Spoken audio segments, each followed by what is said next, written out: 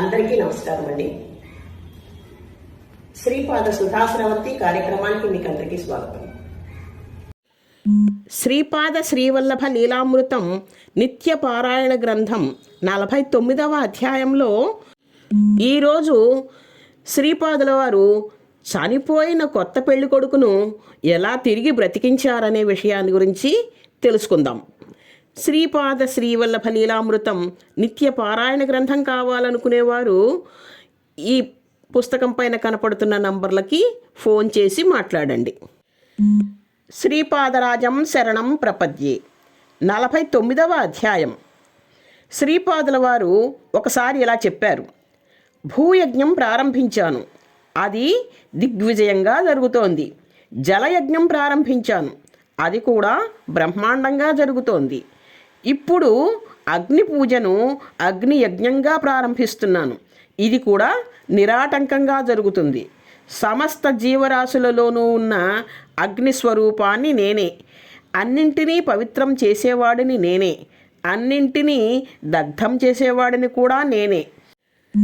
నీ అగ్ని ఉపాసన గాడిపొయ్యి వెలిగించి వంట చేయటంతో మొదలుపెట్టు అని అన్నారు. నేను శ్రీపాదుల వారితో, ప్రభు, నా తరువాత కూడా ఈ గాడిపొయ్యి ఇలా వెలుగుతూనే ఉండాలి అని అన్నాను. దానికి శ్రీపాదుల వారు, నీ గాడిపొయ్యిలోని అగ్నికి స్వంత శక్తి లేదు, నా యోగాన్ని కూడా కలపటం వలన ఆ పొయ్యి మీద నువ్వు చేసే వంట ప్రసాదంగా తయారై భక్తుల దీనత్వాన్ని హీనత్వాన్ని హరిస్తుంది. ఈ గాడిపొయ్యి ఇంకొక 9 సంవత్సరాలు మాత్రమే ఉంటుంది, అంటే నా 30వ ఏట నేను నా శరీరాన్ని గుప్తం చేస్తాను.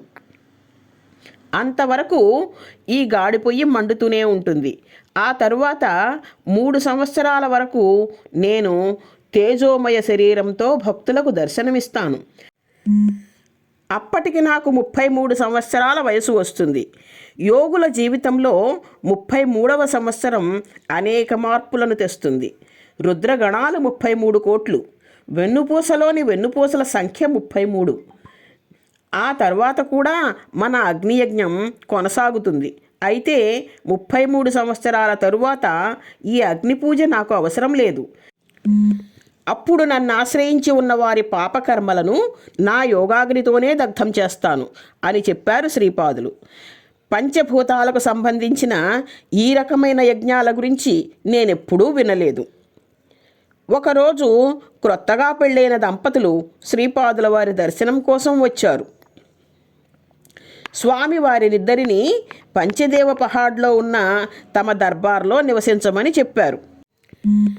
2 రోజుల తరువాత ఆ యువకుడు చనిపోయాడు. వాళ్ళిద్దరూ గురుదేవులు తమకు వరాలిస్తారని, ఆయన చల్లటి దైవమని, తమను రక్షిస్తారని అనుకున్నారు. కానీ ఆ కొత్త పెళ్లి కూతురికి వైధవ్యం ప్రాప్తించింది. ఆ నవదంపతుల బంధువులు పంచదేవ పహాడుకు వచ్చారు. శవాన్ని దహనం చేయాలా చేయకూడదా అనే సందేహంలో వాళ్ళందరూ ఉన్నారు. శ్రీపాదుల వారి ఆజ్ఞ లేకుండా దర్బారులో నుండి శవాన్ని బయటకు తీసుకుని వెళ్ళటానికి వీల్లేదు. ఆ పెళ్లి కూతురు శోకదేవతలాగా ఉంది. ఇంతలో శ్రీపాదులు దర్బారుకు వచ్చారు. అక్కడ ఉన్నవారు విషయం వివరంగా చెప్పారు. దీనికి స్వామి, కర్మఫలాన్ని అనుభవించక ఎవ్వరికీ తప్పదు అని అన్నారు. అప్పుడు ఆ కొత్త పెళ్లి కూతురు ఇలా అంది: కర్మకే నా భర్తను చంపేసే శక్తి ఉంటే అప్పుడు ఆ కర్మనే దేవతగా భావించి ఆలయాలు కట్టించి పూజిస్తాం కదా. చైతన్య స్వరూపులు, అగ్నినే వస్త్రంగా ధరించిన వారు, సాక్షాత్తు అగ్నిస్వరూపులు అయిన శ్రీపాద ప్రభువులకు అసాధ్యమైందంటూ ఏదీ ఉండదని విన్నాను. ఈ అభాగ్యురాలికి మాంగళ్య భిక్షను పట్టండి అని ప్రాధేయపడింది. ఆమెకు శ్రీపాదుల వారి దయా కరుణ పైన అపారమైన నమ్మకం ఉంది. అప్పుడు శ్రీపాదుల వారు అన్నారు: నా పైన నీకు అంత గట్టి నమ్మకమే ఉంటే నీ భర్త ఖచ్చితంగా బ్రతుకుతాడు. కర్మ సిద్ధాంతానికి వ్యతిరేకం కాకుండా ఒక ఉపాయం చెబుతాను విను. నీ మంగళసూత్రాన్ని అమ్మి నీ భర్త బరువుతో సమానంగా ఉన్న కట్టెలను కొని తెచ్చియ్యి. వాటిని గాడిపొయ్యిలో వేసి కాల్చి అన్నం వండుతాం. దానితో మాంగళ్యం పోగొట్టుకోవలసిన నీ అమంగళము, శరీరం కాలి బూడిదవ్వవలసిన నీ భర్త అమంగళము శాంతింపబడతాయి. నీ భర్త యొక్క మృత్యురూప స్పందనలు కట్టెలలోనికి ఆకర్షింపబడి దగ్ధమవుతాయి, మీకు శుభం కలుగుతుంది అని చెప్పారు శ్రీపాదుల వారు. ఆమె అదే విధంగా ఆచరించటం వలన ఆమె భర్త తిరిగి బ్రతికారు. శ్రీపాదుల వారు భక్తుల పాపకర్మలను కట్టెలలోనికి ఆకర్షించేవారు. ఆ కట్టెలు దగ్ధమవటం వలన రుచికరమైన వంటగా ప్రసాదంగా మారి శుభ ఫలితాలను ప్రసాదించేవి. ఇంకొకసారి ఒక బీద బ్రాహ్మణుడు శ్రీపాదుల వారి దర్శనం కోసం వచ్చాడు. శ్రీపాదులు కరుణించకపోతే తమకు ఆత్మహత్యే శరణ్యమని వాపోయాడు. అప్పుడు శ్రీపాదుల వారు మండుతున్న ఒక కొరివిని తీసి ఆ బ్రాహ్మణుడికి అంటించారు. ఆ బ్రాహ్మణుడు చాలాసేపటి వరకు బాధపడ్డాడు. అప్పుడు స్వామి, ఓ ఈ బ్రాహ్మణుడా, నువ్వు ఆత్మహత్య చేసుకోవాలని అనుకున్నావు, నేను పట్టించుకోకపోతే నిజంగానే ఆత్మహత్య చేసుకుంటావు. ఆత్మహత్య మహాపాపం. అందువలన ఆత్మహత్యకు సంబంధించిన పాపకర్మల స్పందనలను ఈ మండుతున్న కొరివితో అంటించటం వలన రద్దు చేశాను. ఇకపై నీకు దారిద్ర్య బాధ లేదు. ఈ చల్లారిన కొరివిని నీ కండువాలో కట్టుకొని జాగ్రత్తగా ఇంటికి తీసుకుని వెళ్ళి చూడు అని చెప్పారు. అతడు ఆ విధంగానే చేశాడు.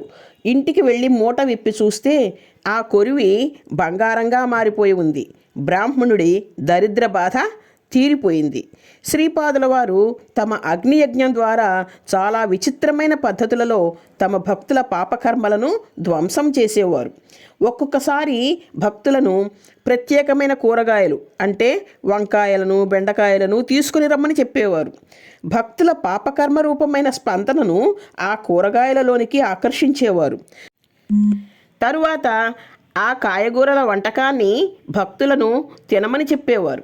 దానితో వారి కర్మదోషాలు తొలగిపోయేవి. ఒక అమ్మాయి రజస్వల అయినా వివాహం కాలేదు. ఆమెకు కుజదోషం ఉందని గ్రహించిన స్వామి ఆమె చేత కందులు తెప్పించి ఆ కందులతో వంట చేయించి ఆమెతో పాటు అందరినీ తినమని ఆదేశించారు. ఈ విధంగా కర్మబంధం తీరిపోగానే ఆమెకు యోగ్యుడైన పెండ్లి కొడుకుతో వివాహం జరిగింది. కొంతమందిని దర్బారులోని వంటకాల కోసం ఆవు నెయ్యి తెచ్చి ఇవ్వమని చెప్పేవారు. కొంతమందికి ఆవు నేతితో దీపాలు పెట్టమని చెప్పేవారు. చాలా కష్టాలలో ఉన్నవాళ్ళు కానీ, వివాహం కాని కన్యలు కానీ వస్తే శుక్రవారం నాడు రాహుకాలం సమయంలో అంబికకు పూజ చేయమని చెప్పేవారు, దీపం పెట్టమని చెప్పేవారు. ఒకసారి ఒక భక్తుడు జబ్బుపడి మంచం పట్టాడు. శ్రీపాదుల వారు అతను పడుకునే గదిలో ఆముదం దీపం వెలిగించమని, రాత్రంతా దీపం ఆరిపోకుండా ఆముదం పోస్తూ ఉండమని చెప్పారు. వాళ్ళు అలా చేయగానే ఆ భక్తుడు రోగం తగ్గి ఆరోగ్యవంతుడిగా అయ్యాడు. ఒక భక్తుడు చాలా బీదవాడు. శ్రీపాదులు వారితో వారి ఇంటిలో వారం రోజుల పాటు ఆవు నేతితో అఖండ దీపం వెలిగించమన్నారు. అలా చేయటం వలన ఇంటిలో లక్ష్మీకళ ప్రవేశిస్తుందని చెప్పారు. ఇటువంటి ఎన్నో పద్ధతుల ద్వారా స్వామి తమ ఆశ్రితులను పాపకర్మల నుండి విముక్తులను చేసేవారు. శ్రీపాదరాజం శరణం ప్రపద్యే 49వ అధ్యాయం పూర్తి అయింది. అందరికీ నమస్కారం అండి. నేను చెబుతున్న విషయాలు మీకు బాగున్నాయనిపిస్తే సబ్స్క్రైబ్ చేయండి, లైక్ చేయండి, షేర్ చేయండి. మీకు తెలిసిన వాళ్ళకి, చుట్టాలకి, బంధువులకి అందరికీ కూడా షేర్ చేయండి. ఎక్కువ మంది ఈ వీడియోస్ చూసేందుకు ప్రోత్సహించండి. ధన్యవాదాలు.